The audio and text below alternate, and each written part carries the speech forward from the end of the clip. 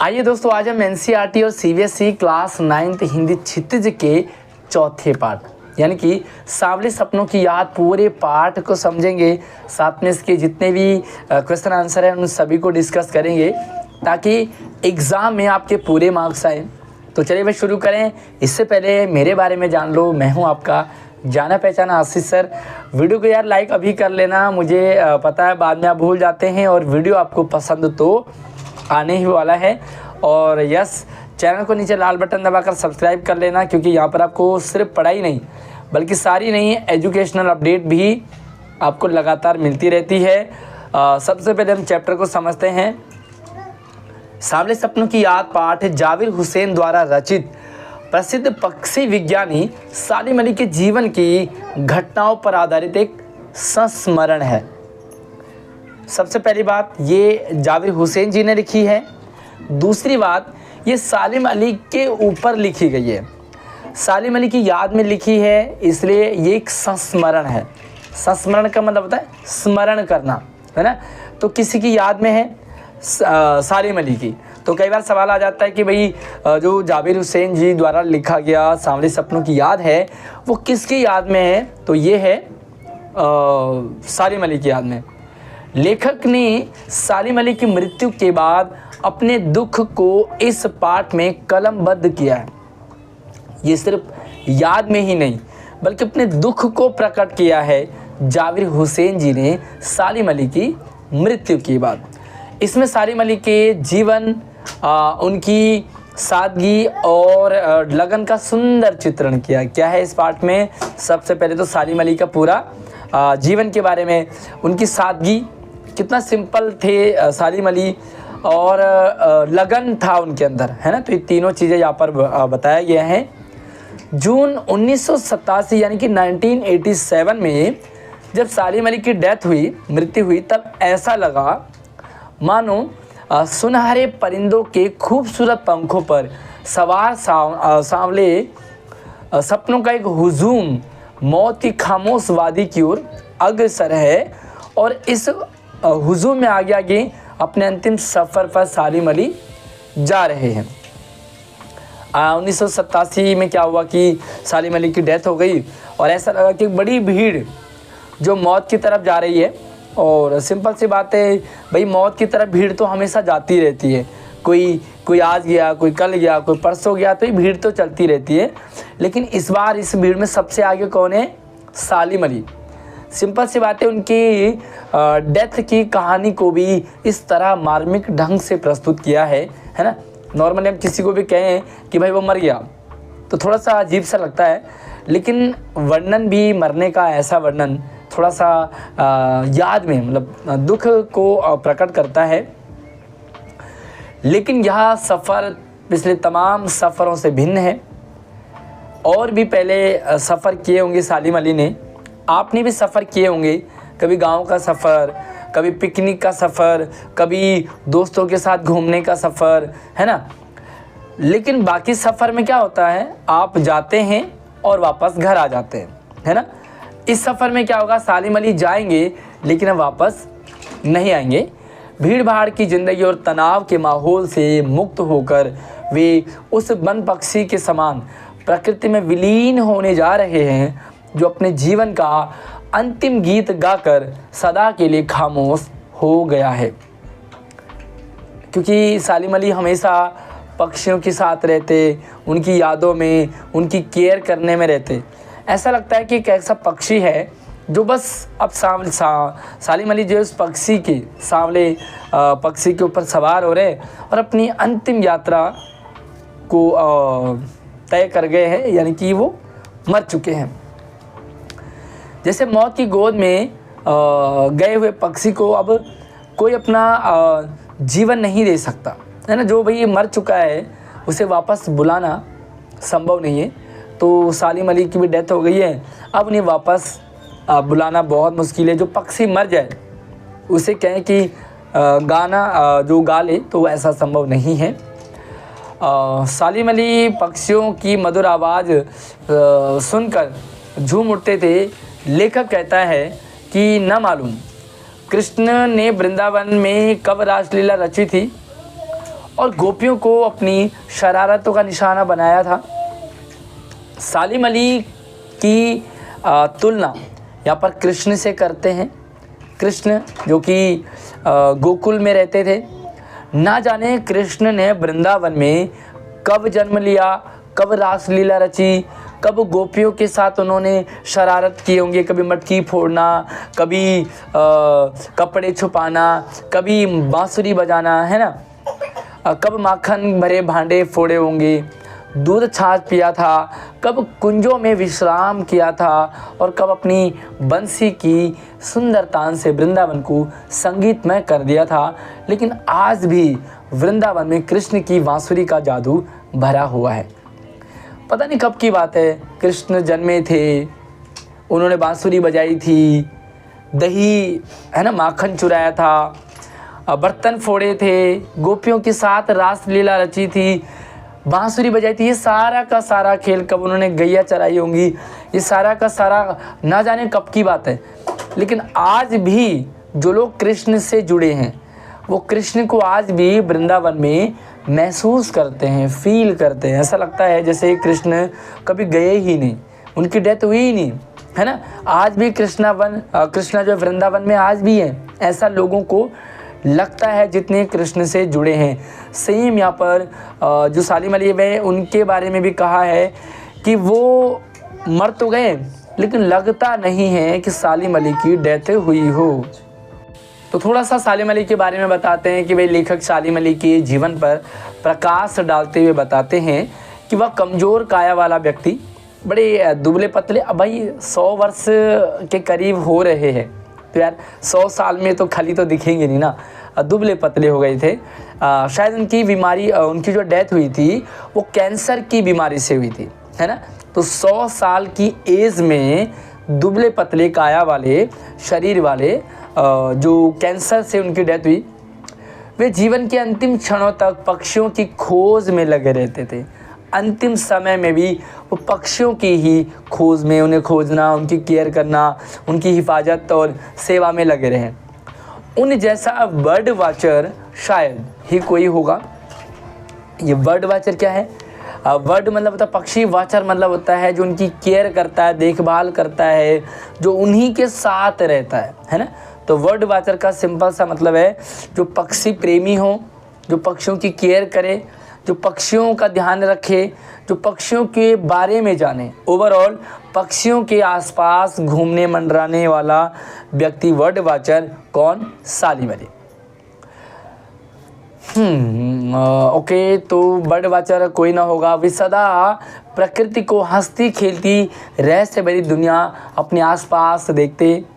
उनके इस कार्य में उनकी जीवन साथी तहमीना ने पूरा साथ निभाया। उनकी जो जीवन साथी थी तहमीना, वो उनकी कॉलेज फ्रेंड भी थी और उसी से उनकी शादी भी हो गई। और सालिम अली क्योंकि पक्षियों के बीच में ज़्यादातर रहते, तो भाई तहमीना ने कभी उन्हें रोका नहीं और उनकी हेल्प करती रही, उनका सहयोग करती रही। बहुत सारे आपने देखे होंगे कि भाई पिताजी के काम को मम्मी पसंद करती नहीं है, मम्मी के काम को पिताजी पसंद करते नहीं है, लेकिन यहाँ पर जो सालिम अली है उनको रोका नहीं उनकी पत्नी तहमीना ने। एक बार की बात है, हमारे सालिम अली भूतपूर्व प्रधानमंत्री चौधरी चरण सिंह जी से मिले। तो क्या हुआ देखो, सालिम अली ने केरल की साइलेंट वैली को रेगिस्तानी हवा के झोंकों की दुष्प्रभाव से बचाने के लिए तत्कालीन प्रधानमंत्री चौधरी चरण सिंह जी से अनुरोध किया था। क्या हुआ कि भाई क्योंकि चौधरी चरण सिंह जी भी मिट्टी से जुड़े हैं, किसान परिवार से हैं, उस समय प्रधानमंत्री थे। अब सालिम अली क्या हुआ, उन्होंने जो केरल में साइलेंट वैली है वहाँ पर रेगिस्तानी हवा का प्रभाव पड़ रहा था और इसके कारण वहाँ पूरे पेड़ नष्ट हो रहे थे। भाई पेड़ नष्ट होंगे तो प्रकृति को नुकसान होगा, पक्षियों को नुकसान होगा। इसी तरह से उन्होंने उस समस्या को हमारे प्रधानमंत्री जी के सामने रखा। चौधरी साहब गांव की मिट्टी पर पड़ने वाली पानी की पहली बूंद का महत्व समझने वाले पहले और आखिरी नेता थे, है ना। भाई नेता आजकल तो देखो सारे एसी में, है ना, बड़ी बड़ी गाड़ी है, बड़े बड़े बंगले, लेकिन चौधरी चरण सिंह जी ऐसे प्रधानमंत्री थे जो ज़मीन से जुड़े थे। खेती किसानी करना उनका मतलब एक मतलब उनको अच्छा लगता था। तो वो समझते थे कि भाई क्या पक्षियों का नष्ट होना, पर्यावरण का नष्ट होना कितना खतरनाक हो सकता है। पर्यावरण के संभावित खतरों का जो चित्र सालिम अली ने उनके सामने रखा, उससे प्रधानमंत्री की आंखें क्या होगी, नम हो गई। उन्होंने प्रधानमंत्री जी के सामने बताया प्रकृति के बारे में, पक्षियों के बारे में, पर्यावरण नुकसान हो रहा है भाई, रेगिस्तानी हवा से जो गर्म हवा से बहुत नुकसान हो रहा है। तो इस बात को समझ करके, क्योंकि कहते हैं ना कि वही समझ सकता है गर्मी का दर्द जिसने मई जून में गर्मी झेली हो, जो हमेशा एसी में रहा हो, उसे क्या पता गर्मी क्या होती है। आज सालिम अली और चौधरी साहब दोनों नहीं हैं। आज सोंधी माटी पर उगी फसलों के बीच नए भारत की नींव रखने वाला कोई नहीं। आज मिट्टी से जुड़ा कोई है ही नहीं। लोग क्या करते हैं भाई, जैसे ही कुछ किसी पोस्ट पे चले गए तो भाई अपना गांव भूल गए, अपना बचपन भूल गए, अपने दोस्त भूल गए। आपके साथ भी कभी ऐसा हुआ होगा, है ना। जैसे ही किसी बच्चे के ज़्यादा नंबर आ गए वो आपको भूल गया होगा। तो यार आप भी अपना प्यारा सा एक्सपीरियंस कमेंट सेक्शन में ज़रूर रखें। साथ में ये ज़रूर बताएं कि आप इस वीडियो को कौन सी जगह से, कौन से स्कूल से देख रहे हैं। आज सालिम अली और चौधरी साहब दोनों ही नहीं हैं। साथ में अब हिमालय और लद्दाख की बर्फीली ज़मीनों पर जीने वाले पक्षियों की वकालत कौन करेगा। भाई सालिम अली नहीं है, कौन बोलेगा कि पक्षी नुकसान हो रहा है, पक्षी मर रहे हैं, उनको ये दिक्कत आ रही है, क्योंकि ना बोलने वाला है ना समझने वाला है। आज तो अपने बारे में लोग इंसान के बारे में नहीं समझते, घर में दूसरे फैमिली मेम्बर के बारे में नहीं समझते, है ना। तो यहाँ पे कहा कि भाई पक्षियों के बारे में कौन वकालत करेगा। सालिम अली ने फॉल ऑफ द स्पैरो नाम की अपनी एक आत्मकथा लिखी थी, है ना। सालिम अली ने एक बुक लिखी थी जिसका नाम था फॉल ऑफ ए स्पैरो। उसमें उन्होंने अपनी आत्मकथा लिखी और उसमें क्या लिखा, D.H. लॉरेंस की मृत्यु के बाद लोगों ने उनकी पत्नी फ्रीडा लॉरेंस से अनुरोध किया कि वे अपने पति के बारे में कुछ लिखें। सिंपल सा आप समझे, ये कहानी लिखी है जावेद हुसैन ने सालिम अली के बारे में। तो सालिम अली ने भी अपनी एक किताब में किसके बारे में लिखा था, D.H. लॉरेंस के बारे में। सालिम अली पक्षी प्रेमी थे तो D.H. लॉरेंस भी पक्षी प्रेमी थे। और जब D.H. लॉरेंस की डेथ हुई तो सालिम अली ने कहा कि फ्रीडा लॉरेंस से लोगों ने अनुरोध किया कि वे अपने पति के बारे में कुछ बताएं, है ना, कुछ लिखें उनके बारे में। तो उनकी पत्नी ने कहा कि भाई मैं तो कितना जानती हूँ अपने पति के बारे में, मुझसे अच्छा कौन, हमारी छत पे बैठने वाली गौरैया उनके बारे में मुझसे अधिक जानती है। जटिल प्राणियों के लिए सालिम अली हमेशा से एक पहेली की तरह बने रहेंगे। बहुत बड़ी बात है।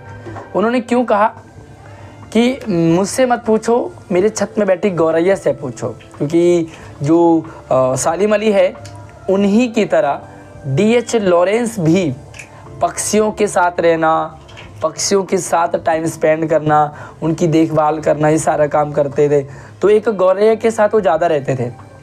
तो पत्नी ने भी कह दिया भाई मेरे लिए तो भाई मेरी पति की डेथ हो गई, मैं कैसे उनके बारे में एक्सप्लेन करूं, मुझसे ज़्यादा आप उस गौरैया से पूछो, है ना। तो ये भी एक पक्षी प्रेमी दर्शाता है। कई बार आपके घर वाले भी कह देते होंगे, अगर आप खेलने कूदने में ज़्यादा विश्वास करते हो तो आपके दोस्त आए भाई आप कहाँ हो, तो पूछा भाई उसके बैट बॉल से पूछ लो, उसके गिल्ली डंडा से पूछ लो, या उसके मोबाइल से पूछ लो। तो आप ज़्यादा किसके साथ टाइम स्पेंड करते हैं, कमेंट सेक्शन में अपना फ़नी वाला एक्सपीरियंस ज़रूर शेयर करें। ओके, तो पूछा भाई पक्षी से पूछो, जटिल प्राणियों के लिए सालिम अली हमेशा एक पहेली बने रहेंगे। जो लोग टेढ़े हैं वो सालिम अली को नहीं समझ पाएंगे, क्योंकि आज तो ऐसे लोगों का मजाक बनाते हैं। लोगों को सिर्फ पढ़ने वाले अच्छे लगते हैं, अच्छी जॉब वाले अच्छे लगते हैं, अच्छी पोस्ट पे, लेकिन सालिम अली पक्षियों के साथ रहते थे। लोग समझ नहीं पाएंगे सालिम अली को, उनके प्रेम को, उनके सादगी को। बचपन में एक स्टोरी हुई थी सालिम अली के साथ। क्या हुआ कि बचपन में एक एयरगन होती है ना, छोटे बच्चे खेलते जैसे हवा में फायर करते हैं, तो एयरगन से गौरैया घायल होकर के गिर गई उसी ने उन्हें जीवन भर के लिए पक्षियों का सेवक बना दिया। पक्षियों का पक्षी प्रेमी बन गए वो। बचपन में क्या हुआ, वो अपने एक मामा ने उन्हें एक गन गिफ्ट की थी, एयर गन। बच्चों को कभी भी एयर गन या इस तरह की गिफ्ट नहीं लेनी चाहिए, पतंग भी ना उड़ाए क्योंकि इससे पक्षियों का नुकसान होता है। तो सालिम अली ने क्या कहा, ऐसे आसमान में ऐसी फायर कर दिया और एक पक्षी को जाकर के, जो नीले पंखों वाली गौरैया थी, वो घायल हो गई।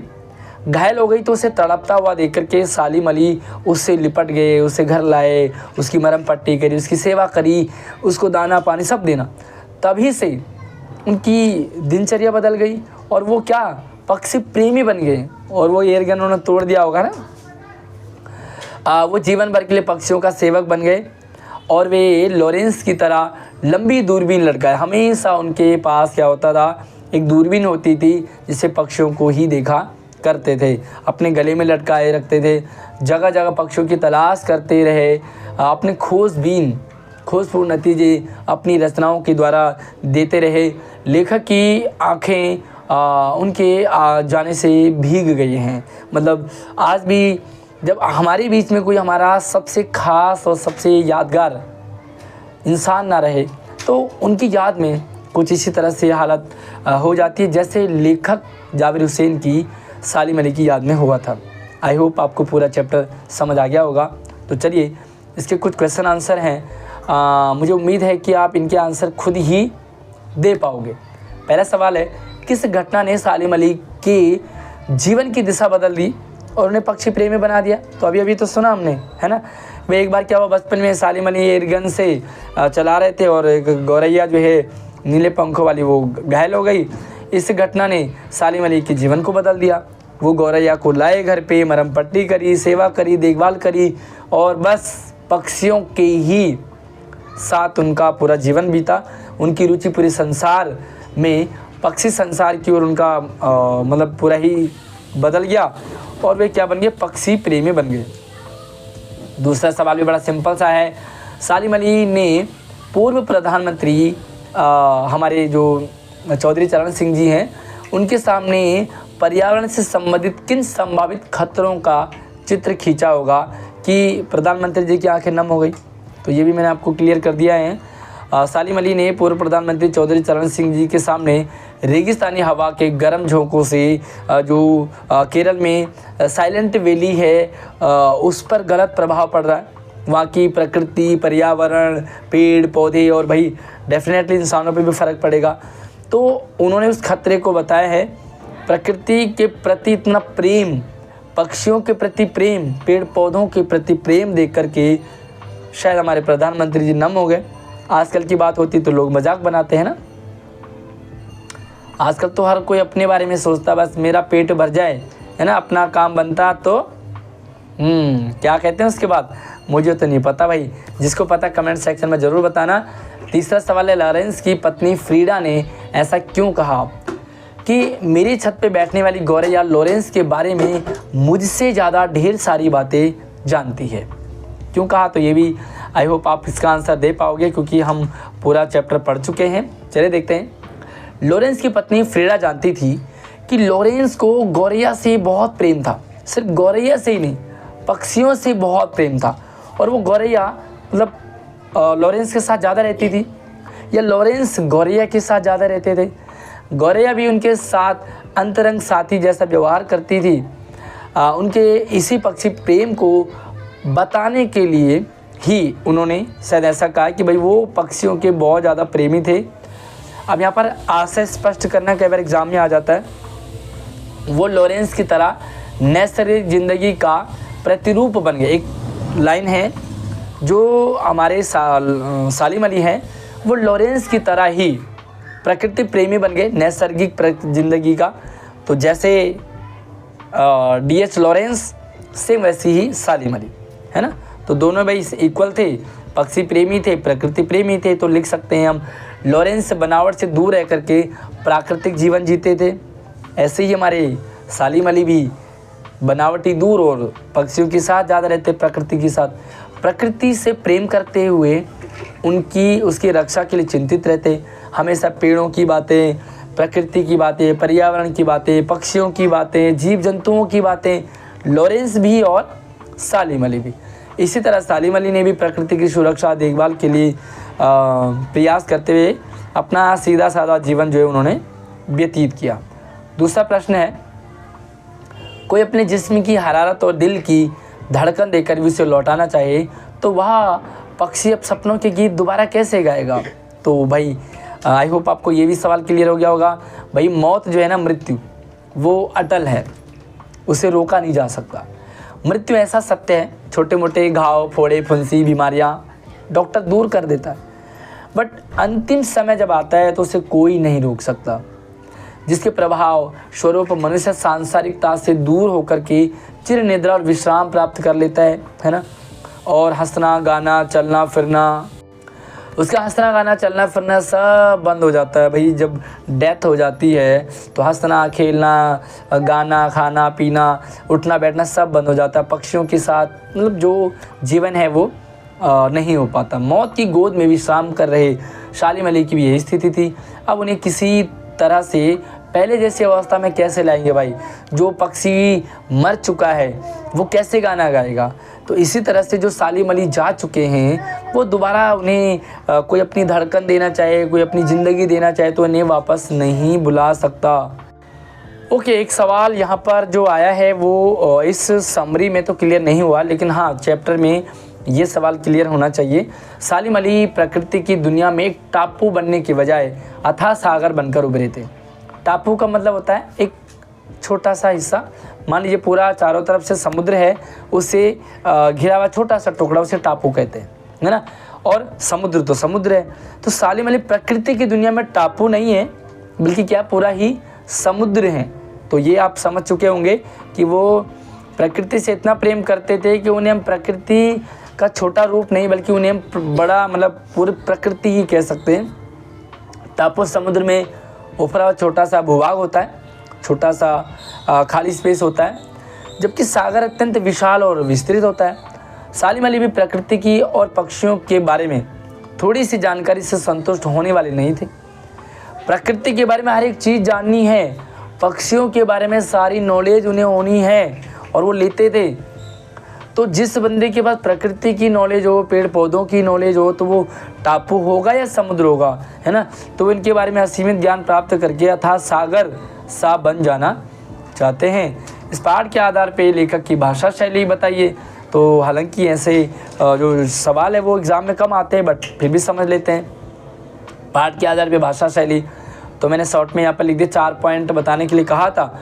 सांवले सपनों की याद नामक पाठ की भाषा संबंधी विशेषता निम्नलिखित है। पहला, मिश्रित शब्दावली है, यहाँ पर मिली जुली है, मतलब इसमें संस्कृत के शब्द भी होंगे, अंतहीन भाषाबद्ध इस टाइप के, तो इसमें उर्दू वाले भी शब्द है, हुजूम टाइप का, तो अलग अलग टाइप के यहाँ पर शब्द हैं। मिश्रित शब्दावली है। जटिल वाक्यों का भी प्रयोग किया है, भाई ऐसे भी वाक्य हैं जो समझने में थोड़ा सा दिक्कत करेंगे आपको। विभिन्न अलंकारों का भी प्रयोग किया है, अतिशयोक्ति का भी, भाई भला इंसान के बारे में पक्षी इंसान से ज़्यादा कैसे बता सकता है, तो वही अतिशयोक्ति अलंकार भी है ना, बढ़ा चढ़ा करके, तो अलंकारों का भी प्रयोग है। और भावानुरूप भाषा, मतलब कुछ इमोशनल है, कुछ सीरियस बातें हैं, कहीं पर इंफॉर्मेटिव बातें हैं, तो भाई भावानुरूप भाषा का भी प्रयोग पाठ में किया है। इस पाठ में लेखक ने सालिम अली के व्यक्तित्व का जो चित्र खींचा है उसे अपने शब्दों में, तो भाई मुझे तो नहीं लगता कि आपको इसके आंसर की ज़रूरत पड़ेगी। कौन सा चित्र खींचा? सबसे पहले प्रकृति प्रेमी उन्हें बताया है, पक्षी प्रेमी बताया है, पर्यावरण के बारे में जानना, प्रकृति की चिंता करना, पक्षियों की चिंता करना, पेड़ पौधों के बारे में सोचना, यही तो है। सादा जीवन था, सिंपल रहते थे, ना कोई आडंबर ना कोई दिखावा। तो चलिए मैं देखते हैं आंसर क्या है। सालिम अली प्रसिद्ध पक्षी विज्ञानी होने के साथ साथ प्रकृति प्रेमी थे, क्लियर हो गया। पक्षियों की हिफाजत, प्रकृति की हिफाजत, उससे संबंधित जानकारी पाने के लिए वो प्रयास करते रहते थे। उससे पक्षियों के बारे में उठी जिज्ञासा ने उन्हें पक्षी प्रेमी बना दिया। वे दूर दराज घूम कर के पक्षियों के बारे में जानकारी रखते थे, हमेशा अपने पास दूरबीन रखते थे, उनकी सुरक्षा के लिए हमेशा चिंतित रहते थे। भाई ये वाला सवाल तो आ जाता है कई बार, है ना, कि सांवले सपनों की याद पाठ की सार्थकता। भाई पाठ का नाम सांवले सपनों की याद क्यों रखा, आपके मन में भी आया होगा, है ना। भाई जो भी मूवी का नाम होता है ना, उससे पूरी मूवी का पता चल जाता। जो चैप्टर का नाम है उससे पता लग जाता है चैप्टर में क्या होने वाला। सांवले सपनों की याद क्या है, तो भाई सिंपल सी बात है, इसमें सपनों की बातें की गई होंगी, ऐसे सपने जो सांवले हैं उनकी यादें हैं। तो भाई सिंपल सी बात है, सालिम अली के बारे में होगा, उनके बारे में होगा। सालिम अली भी सपने देखते थे प्रकृति के लिए, पक्षियों के लिए, नेचर के लिए। तो अब सालिम अली हमारे लिए एक सपना की तरह है। ऐसा लगता है जैसे सपना है, हमारा सपना टूटेगा, सालिम अली वापस आएंगे। यादें हैं इसमें। भाई सांवले सपनों की याद पाठ पढ़ करके बहुत से प्रश्न हमारे मन में आते हैं, जैसे कैसे सपने होंगे, किसके सपने होंगे, कौन से सपने होंगे, ये सपने सांवले क्यों हैं, भाई पीले क्यों नहीं है, नीले क्यों नहीं है, सपने भी क्या सांवले होते हैं, कौन इन सपनों की याद में आतुर है। तो ये सारी बातें यहाँ पर पाठ में हैं। तो चलो भाई, मैंने समझाने वाला तो आपको बता दिया, बाकी जो रिटर्न वाला वो भी समझ लो। सांवले सपने मनमोहक इच्छाओं के प्रतीक है। सांवला मतलब होता है एक तरह से, बहुत गोरा भी लोग अच्छा नहीं मानते, बहुत काला भी अच्छा नहीं मानते, सांवला अच्छा लगता है। और वैसे भी कृष्ण से जुड़ा सांवला शब्द, तो भाई कृष्ण सबके प्रेमी थे, इसी तरह से मनमोहक इच्छाओं का प्रतीक है। ये सपने प्रसिद्ध पक्षी प्रेमी सालिम अली से संबंधित है। सालिम अली जीवन भर सुनहरे सपने पक्षियों के बारे में देखते थे, उनके बारे में खोए रहते थे। वे उनकी सुरक्षा और खोज के सपनों में ही खोए रहते थे, और ये सपने हर किसी को नहीं आते। भाई हमारे सपनों में तो भूत और चुड़ैल आता है ना। अब आपके सपनों में कौन आता है, मुझे आप ज़रूर बताना अपना एक्सपीरियंस। बट हमारे सपने तो भाई भूत आ गया, चुड़ैल आ गया, है ना, वो एक भयंकर सा सांप आ गया या शेर आ गया। भाई हर कोई पक्षी प्रेमी नहीं बन सकता, हर कोई पक्षियों के बारे में नहीं सोच सकता, पक्षियों के सपने नहीं देख सकता। इसलिए आज जब सालिम अली नहीं रहे तो लेखक को उन सपनों की, सांवले सपनों की याद आ रही है, जो सालिम अली की आँखों में बसते थे। और यह शीर्षक उसी पर आधारित है। बाकी आपको क्या लगता है, इस पाठ का कोई दूसरा नाम होना चाहिए क्या?